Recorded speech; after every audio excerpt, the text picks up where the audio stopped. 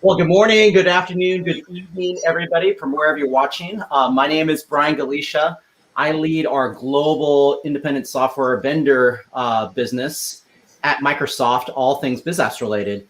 It's my honor and pleasure to welcome the NICE team, Rusty and Ray, to our daily show that we do at 8 o'clock every morning. So welcome, Rusty and Ray. Good to be with you.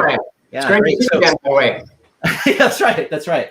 So before we get started, let me do a quick round of kind of housekeeping items. One thing is you'll notice at the bottom, we would love to see and hear where you're watching from. So we typically get a lot of people watching from either Europe or Americas. I'm still waiting for people who've watched this show every Monday. We're still waiting for someone to dial in from Asia, because Asia, it is super late or early morning in Asia. So if you're watching from Asia, please comment, because I'd love to call you out, because we've never had someone actually watching from the Asia time zone. But if you put in the comments, the other thing you can do as well is throughout the conversation within LinkedIn, you'll notice that you can leverage the like button or support, or if you like the commentary, use one of those actions, and that gives us an indication that the commentary we're talking about is valuable and useful to you. And then once we start the dialogue, if you have any type of question for Ray or Rusty, please put it in the comment section, and I will also have that pop up on the screen. And throughout this dialogue, I also can ask real-time questions for Ray and Rusty on the commentary. So with that being said, thank you again, Rusty and Ray, for allocating time with us. I thought we'd just do quick introductions on both of you. And one thing that, of course, I always ask all my guests is, as you do your intro, also end with what's one thing that doesn't exist on your LinkedIn profile that you'd like to share with the people listening live on the stream. So we'll start with you, Rusty. Yeah, you bet. So my name is Rusty Jensen. I'm the VP of Revenue Generation at NICE, and I've been with the company for 11 years. And it's been fantastic. Done a lot of different roles from a go-to-market standpoint, sales, and more recently, more focused on the marketing side. But so I'm responsible at NICE for all go-to-market for NICE globally. So both on our channel side, I work with Ray, as well as our direct side. I have some great people that I work with on our side. And before I came to NICE, I was an entrepreneur, so I wasn't very good at it. So that's what I was doing. So that's what you'd see on my LinkedIn. And then in terms of that's not on my LinkedIn, Brian, is I'm actually a big personal finance guy. I love personal finance. So I love helping people to get out of debt. I love helping people to be able to save money. And I wouldn't say I'm great at trading crypto, but I would say that when it comes to being responsible with money, I am. I love it. I love it. Yeah, that could be a show in itself, Rusty, to have you on a special show to talk about money and savings. And if I knew that ahead of time as we are doing the pre-work to this, I would have probably asked you about GameStop. I'm like, hey, should I have invested in GameStop way back when with that huge market trend? And it's amazing what social can do, like Reddit users that can drive the influx up and down of a stock like that. It's amazing. It's amazing the kind of movement people are able to make. But would right. I have recommended it? Probably not. Hard to predict. Yeah, I figured so. So thank you, Rusty. So Ray, we'll go to you to give us what you do at NICE, and what's one thing that doesn't exist on your LinkedIn profile you'd like to share. Yeah, thanks, Brian. It's great to be with you this morning. Ray Hicken, I'm the Vice President of Strategy and Business Development at NICE, and I oversee our strategy with new partners and existing partners in the U.S. I actually am back at round 2 here at NICE. I worked for our company in sales. I was in sales, and then I was in channels. I left and spent 5 years in the master agency world, where I was working with these distributors and these companies that use our product and built a relationship with them and with our company. And now I've been back. I've been back here for about 2 years. I was asked to come back and help and build this. But prior to coming to NICE in Contact, I was in higher education, digital content delivery for about 25 years, a sales leader in that area too. So anyway, it's great to be with you this morning. My story about, that's a little known fact about me, is for the last 37 years, I have been a scores table official at the University of Utah for basketball. So all these years I've had up close and personal experiences with basketball. In fact, one that might interest people, back in the early 80s, there was a basketball game between Michigan State and Indiana State. I did a lot of the NCAA tournaments, and two real famous basketball players in college but were not legends in their in basketball until later in their life, and that was Magic Johnson and Larry Bird. And I was doing that game and with that game, and that was quite an experience. So I've had a lot of experiences with college basketball up front, close and personal. Yeah, I love it, Ray. As we were talking about pre-show as well, because I'm a big basketball fan and college basketball as well. And gosh, the stories you can tell and how much you have to pay attention, because it's like you can't be distracted when you're actually doing a game. No, you're not a fan. Yeah, that's right. You're not a fan. You cannot be. In fact, the refs will call you out if you do it. Yeah, that's right. That's right. Well, thank you, both of you. So let's do a quick shout out to a couple people who actually commented. Thanks for those who commented in the window. I suspect we probably have a lot of people from Utah dialing in, which is great. So thanks, Tony, for the shout out. We have Anna from Florida. So, of course, we always have a diverse set of group. We have Jessica from Idaho. And then thanks, Jessica, for dialing in. And then we have Frank from Indiana. So I'm sure we'll get more and more people dialing in. So don't be shy. Feel free to put some commentary of where you're watching. Would love to, again, see the diversity of where everyone's watching watching the show around the world. So we'll get started with what are some of the things. So describe a little bit, Rusty and Ray, feel free to chime in as well. What does NICE do? Of course, I know what you guys do from a contact center perspective, but describe to the audience for people who's like, I've never heard of NICE before. Give a little background as to what you guys do. And then what are some of the outcomes we solve together between NICE and Microsoft? Yeah, that's a great question. So to give some perspective on what NICE does, for those that are familiar with contact centers and those that are not, I mean, we interact with contact centers every day. You know, you'll call into a company to be able to check on your bill, or you'll call a utility company, or maybe a government agency or someone to try to get help or assistance with something. And so what NICE provides is the technology that makes that entire process possible. So by the time you call into a company, some of the automated selections that you do, the routing of calls, emails, chats to contact center agents. So it gets them to the right people at the right time. It also does recording of screens and audio of specific agents so we can see how they're doing and how they're performing, and gives tools to supervisors to manage that, and then collects feedback like survey information and tools so that we can see what customers think about their experience and help improve it. So that's it. In general, that's really what NICE provides, right? It's really the routing, scheduling, the QA of agents, the surveys for customers, and then really everything you need to have a good customer experience. So in terms of how we're working with Microsoft, we're trying to take customer experience to a whole new level. So when I describe that, right, of some of the things that we do, I can imagine there's a lot of people saying, I hate when I'm on hold. I hate when someone drops my call. I hate, you hate those kinds of experiences. We're trying to stop them. We don't want to have automated systems, as we're partnering with Microsoft. We don't want to have automated systems that say, that ask you questions and can't understand your responses and then just throw you into a queue. We want systems they can converse with. We want experiences that are positive. We want to get them to people who know how to solve the problems without transferring them. Like those are the types of things we're trying to solve. So one of the things that we partner with Microsoft on in Microsoft Dynamics 365 and then also in Microsoft Teams is to create an environment for a contact center agent that's easy for them to do their job. So they live inside of Dynamics 65. They have all the information about the customer right inside. And so our technology is plugged in so it's not in the way, and it helps facilitate the interaction. So when people are calling in, we can recognize who they are. When they connect, we can pull up their customer files so you can call people by name. So instead of saying, can I get your name and address? You're saying, hey, Brian, thanks for calling in, right? Like those are the types of experience we're trying to give for people. And then for agents and companies, just easy communications. So when you're communicating inside the company on Microsoft Teams and you're engaging and collaborating with your colleagues, NICE is plugged right inside so that you have another window where you can just communicate with your consumers in the same way. So you can interact with them in the same way, digitally and through voice. So it's all in a unified environment that's just easy to use. That's what we're doing with Microsoft today.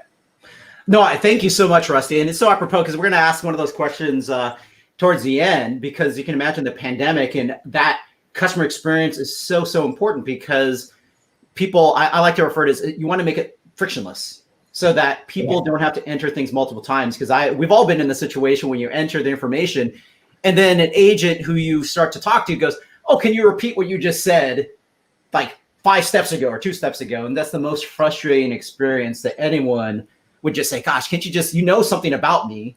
And can't that journey follow me through the process, either just in my interaction or internally? And that's well said, because it's not just the engagement externally, but it's also the engagement of how you triage that customer scenario or issue internally between people and agents that have to help address that issue. So that's well said. Right. So Ray, we'll come to you and we'll talk about, since of course you've really been working very closely with various people, including my peers and myself on the partnership. Tell us a little bit about how has that engagement been in making that investment when NICE said, hey, you know what, we want to work with the Microsoft ecosystem. What has that been like? Because of course, at the size and the scale of Microsoft, sometimes it can be daunting for a partner and goes, oh my gosh, well, where do I get started? Maybe for the people listening, because we also have not just potential buyers, but we also have partners like NICE that actually go, well, should I work with Microsoft? Tell us a little bit about the experience that you and the NICE team have gone through. Yeah, it's been great. We've really appreciated what I call the lean in experience with us. Microsoft is a large organization, large company. 3 really key areas that you guys work in, and we started out that relationship with our NICE team and some of the recording we were doing together, and we've been able to move some of our storage onto Azure, which is really big for us and really important for us as we move forward with you and developing our relationship further. But beyond that, with the Dynamics team, we have done some great work together. We've had some wonderful executive calls and some connections deep within the company now with your help and other people's help, and even with teams, as we continue to build out that relationship across the board at the executive level. Our CEO has been on with several calls with your executives, and we've been really building out this partnership, and we feel like there's a great leverage point we have for each other in helping each other. And of course, as a company across all of NICE, we're all using Teams, and it is a mainstay in our lives, and I live it on every day, and every employee in our company does. And so we have an affinity for Microsoft in general as a company. But the partnership out of the gate has been incredible, and we are excited. We think we're just getting started. There are some things that we're starting to do with you that I think is going to just explode the relationship, I believe, and helping each other achieve success. All 3 of those key areas within Microsoft, Azure and Teams and Dynamics, I think we really have a great story to tell together. No, and thanks, Ray. And I think that's the biggest thing that I've observed as well, is that NICE being able to take advantage of all of the cloud capabilities that we can offer, because that is kind of a unique experience where a single company has all these scenarios within a single cloud that can be multifaceted to do those things. And then what you and I have talked about in the past is also leveraging the broad partner network, not just the sellers at Microsoft, but the hundreds and hundreds and hundreds of partners around the world that can partner with NICE to drive conversations because of the expertise and implementations as it relates to biz apps. And it's been really good to see in this kind of early stage.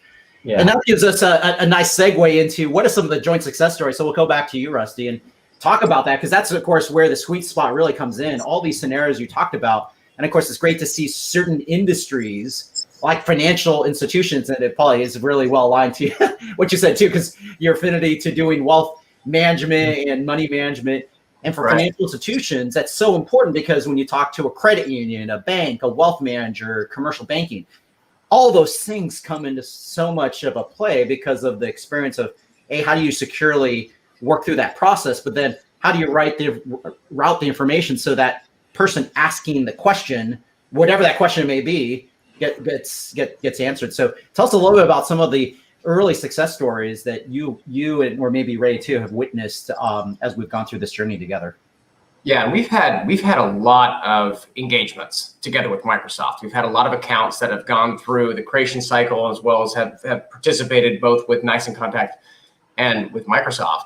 And we've had a ton of success. And one of those that's interesting, you talk about like the wealth management side, the financial side. There's a financial services company that does wealth management that we engage together with Microsoft. And they're using Dynamics as a CRM to be able to kind of track all the different engagements of their clients, of those that represent them as a broker dealer.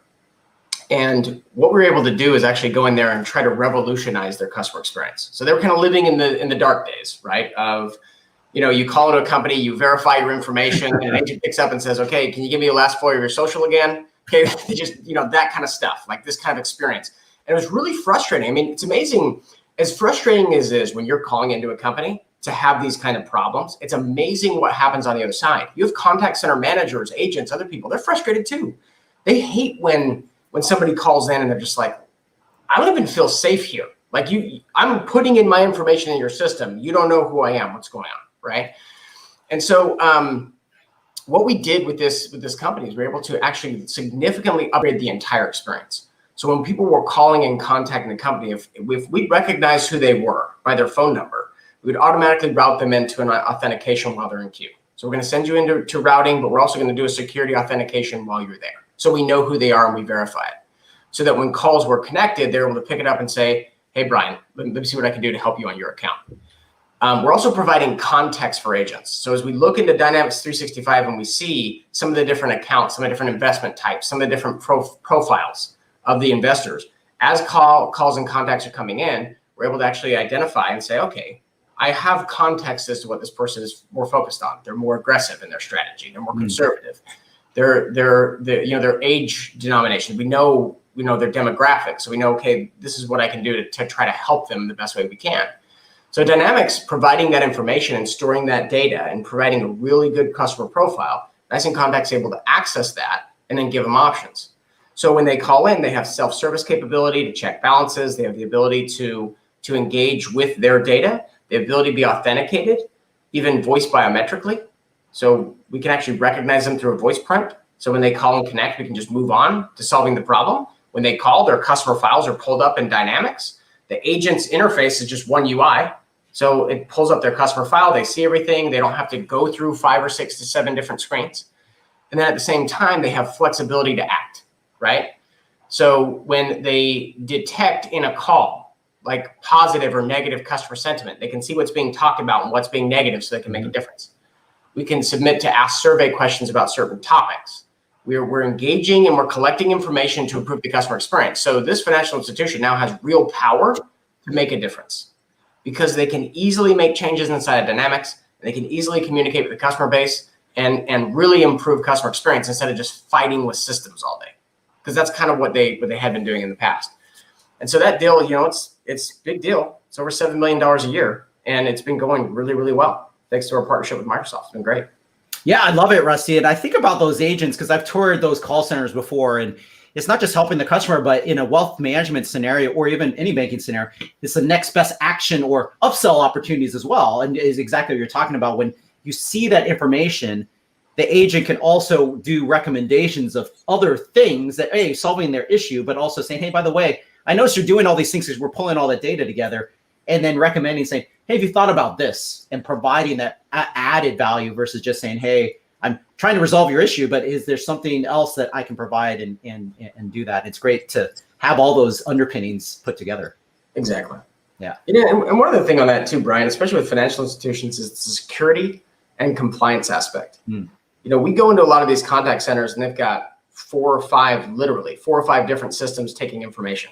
Something for chat, something for email, something for an automated system that's separate. They've got different windows that are open. They've got all kinds of things going on that actually create potential security problems. So that's the other thing we always got to keep in mind too, is that when people are calling in, that they're protected, that there's a level of security and compliance that protects all of everybody's information and simplifies the system so you have less points of failure. That's one thing that's been huge, particularly with financial institutions and governments. And working with Microsoft has been awesome to be able to give that to them. Peace of mind. Great. Yeah, no, that's great, Rusty. Yeah, because as you transition agent to agent and all that stuff flying around, doing that securely and effectively is so important. And yeah, that's a good call out. So Ray, we'll come back to you and talk about what has the pandemic done to accelerate this transformation? I mean, I'm sure that Rusty could probably chime in as well, but that this scenario of all of us, and hopefully we see the light at the end of the tunnel very shortly, but what are some of the things in the early success stories that you can describe about like the pandemic transforming some of these conversations much earlier because of the kind of the situation forcing organizations to go, gosh, we got to rethink how we're doing these engagements because now it's like it has to be virtual. It can't be I go into a bank and have a face-to-face interaction anymore. Yeah, no, it's a great point. And I know that Microsoft experienced the same outcome from the pandemic. We live in a world where there's a lot of premise solutions out there, And we are clearly a cloud solution, and the world was having to move rapidly to the cloud. So I was reading an analyst report that showed that, that the cloud contact center, for example, would go from 16 billion to 25 billion in the next 5 years. After the pandemic got going, about 6 months later, the analysts came back and said, actually, this is going to grow rapidly, more to like $30 billion, $35 billion in the next 5 years because of this transformation that was happening. We were sending agents home. Companies didn't know what to do. And we actually, as a company at NICE CXone, did a wonderful thing of putting together a program in pretty much over a weekend, what we called NICE CXone at home. And we were able to put the platform ready to roll out and get hundreds of agents and hundreds of companies up on the platform within hours, within a day, to be able to get up and get people at home. And, we obviously benefited from that as a company, but we also helped companies make this change. And it was a big change for a lot of people to be able to move people from a home, from a work environment where they're centralized in an office, to get that platform moving to the cloud and to get them all up and running in a short matter of time. A real quick story, I think, is a great story to tell. There was a particular company that we were working with, and they had the same problem. They had all their agents in the office. They had to move them home, and went on-premise solution. They had to move them to the cloud, and it was a challenge for some employees. One particular employee had a son who had cancer, and she was taking care of her son. She couldn't come into the office because of the fear of the pandemic and what it would take home, and so the company was having to figure out a way to get their people rapidly. We helped them make a rapid transition.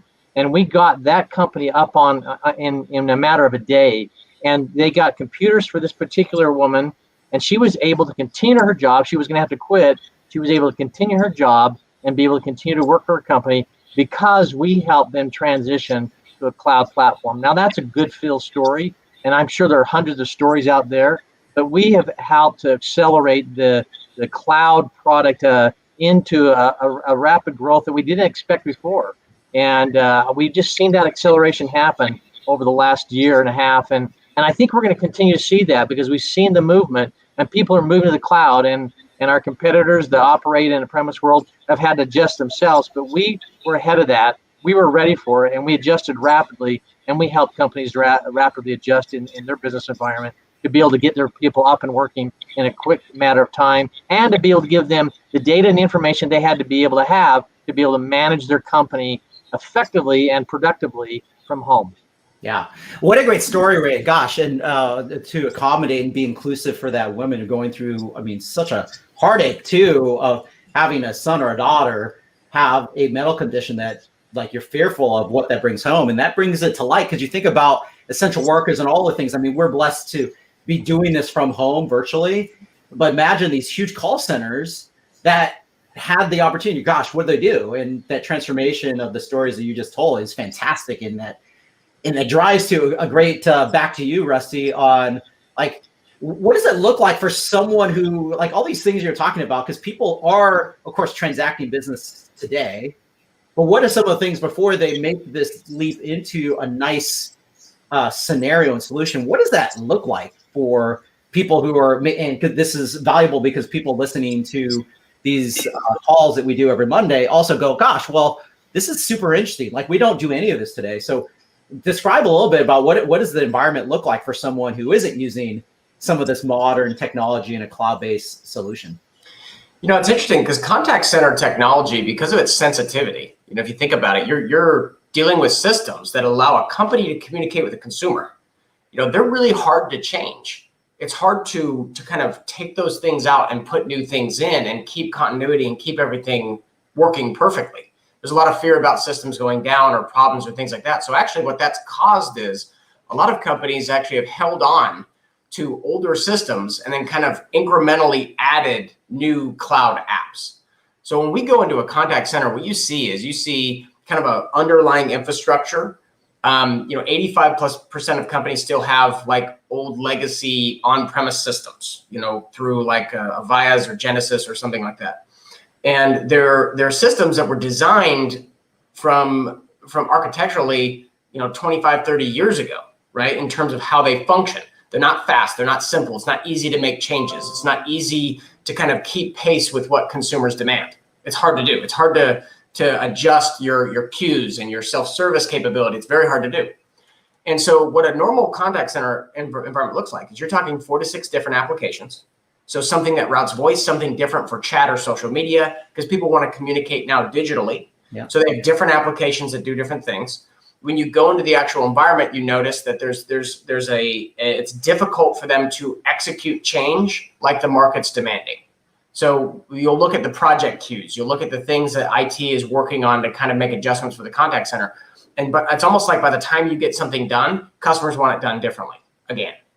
When you sit behind an agent, a lot of times you'll see literally 4 to 6 different windows. So as a call comes in, somebody will call in, they'll talk to a self-service system, they'll put in their information, right? It'll then be put into queue. They're waiting in queue for a while. They don't have options to save their place in line to have the system call them back. They're just sitting there. Then when they get connected, the agent's asking them the same questions they just asked in the automated system because they're no longer connected because the routing tool was disconnected from the other system. Then it gets connected, and then the agent is like running through screens. It's amazing. It's like you watch them. They're just like ninjas. You know, they're moving through screens, going through everything, learning things. And then you have the new agent sitting next to them, and they're just like, how do I even do this job?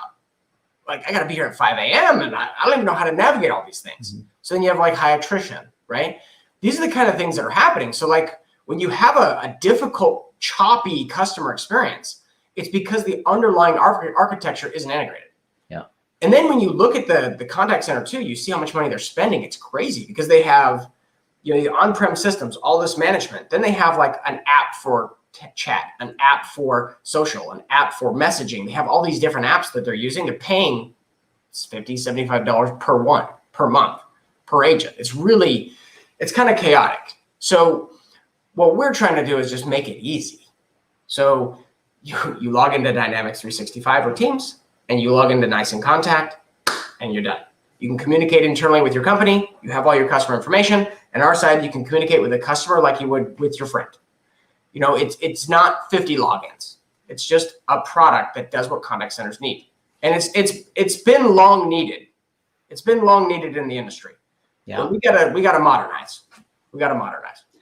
Yeah, I love that, Rusty, because you think about some of the organizations, I just think about my experience where it says, hey, would you like to be contacted back when the agent is free? And I don't get that experience in all call center experiences, but the ones that have started to do that, what an amazing kind of customer journey, because then when they call you back, exactly what you're talking about, they know who you are and what type of potential issue because of what you initially put in the system. And right. That's a good segue because I know we're about 2 minutes left in the conversation, but tell us about what is the customer experience. I mean, and you touched upon it, but what's the future from your standpoint? And maybe Ray, you can chime in as well before we wrap it up with a call to action, but what does the future of the customer experience look like? What's interesting is when you think about the future of contact center, it's kind of like in customer experiences, it's really just a list of things that consumers think it should be like. This is what it should be.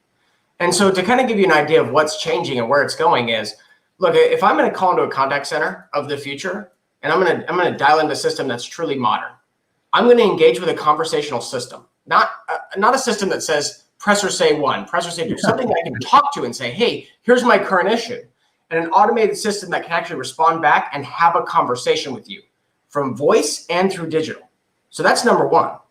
And then when a call is getting routed and you're put into queue, you can then talk to the IVR system and it can recognize your voice print and authenticate based on your biometric voice print who you are. Then when you're in a queue, you have the option to be able to be called back at any time, and you can engage with an automated system if you choose. Then when you get routed to an agent, in the contact center of the future, customer experience is going to be, we're matching people, not just on the reasons why they're calling, but also like even personality connections, making their personalities fit right better. So when you're calling into a contact center, you're talking to an IVR, you're actually having a conversation with an AI, you're getting routed into an agent when it's time, it's connecting with somebody who really connects with you, that knows how to solve your problems and can actually go through it. And as they're doing that, they're getting coaching and guidance from an AI to tell them what to say and how to engage in the account. And then after the fact, this is a contact center that where you don't have to take a survey after the contact center call. When they always ask you to take a survey, you don't have to, because the system was listening to the call with analytics and detecting what your sentiment was like, your tones of voice, whether you liked it or not. So when you get through this whole customer experience, the problems are being solved, the systems are being updated, you're being notified, you're being texted, and you're able to communicate in the way you want to.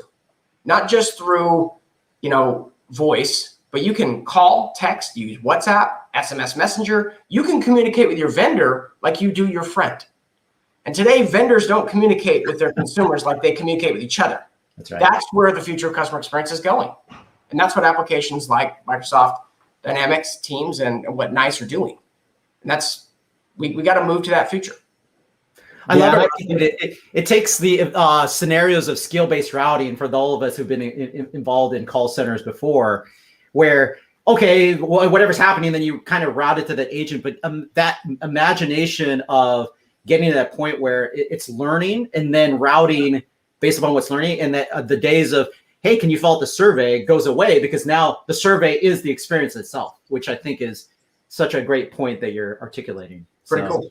Yeah, it is pretty cool. So let's go to wrap it up. Unless there's someone, again, anyone that I didn't pause and get an opportunity to encourage people. If you have a question, I know we're just right at time, but if you do have a question that, as we do this wrap up, that you'd like to ask Rusty or Ray based upon this great dialogue we've had with NICE, please put it in the window. We might be able to take one question towards the end. But as we wrap up, Rusty and Ray, tell us a little bit about what's a call to action? What are people, besides, of course, we're all on LinkedIn. Definitely encourage everyone to follow us, connect with us, send a message, send a connection request. But what are some of the things that you would say as especially a buyer listening to this and going, I came across this live video, I'm watching it and wow, this is super interesting to impact my call center. How do they learn more? What are some of the things you would recommend people do? Yeah, well, first of all, I would just say, again, in this environment we're in, I can't think of a better partnership between Microsoft and NICE. What we're doing together, what Rusty had just described to you, is what's happening across the globe, and the CRM, especially the Dynamics, the ability to what it can do. It has the data and analytics. The partnership is incredible, and we need each other to be successful. So my call to action really is for you to look for that information via our app source. You can go to CXone Voice Connectivity for Microsoft 365 or CXone Agent for Microsoft Teams, and you can get a lot of information there and reach out to us there. We can get connected there, and you can also reach out to us at NICE in Contact and or NICE CXone now, our new name, to find out more about us. But you can reach us on LinkedIn. Rusty and I are on the LinkedIn as well, and a lot of our team across LinkedIn. But I would invite you as a partner with Microsoft to go to CXone Voice Connectivity for Microsoft 365 or CXone Agent for Microsoft Teams, and you can get connected with us there and learn a whole lot more about what we can do together. That's great, Ray. And I also put it for everyone in the window. If you go to this shortcut link, it actually points directly to those app source listings that Ray was describing, as well as the NICE direct website. So as we wrap up, Rusty and Ray, what are some of the things, any comments that you'd like to, you didn't get a chance to mention that you can say to the audience as we wrap up the show today?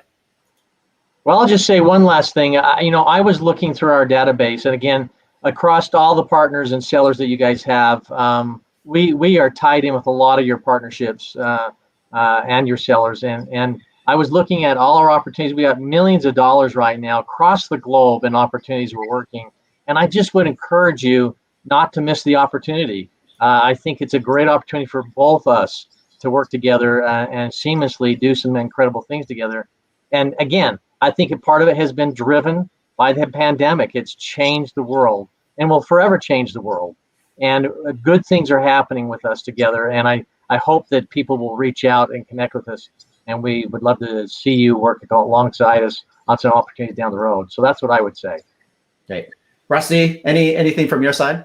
I would just say, I'm kind of tired of bad customer experiences. I think a lot of us are. The next time that you call into an organization, you have trouble, you're just having a bad experience, just think about NICE and Microsoft and how we can solve it. I mean, we really can do this today. Like, the future of customer experience is here. It's possible. It's simple. Let's do it together. Let's do it together because we can solve this problem. So if you're a partner with Microsoft, push to get this problem solved for your client. And if you're a client and you want to try to upgrade, contact us at NICE and Microsoft will solve it for you.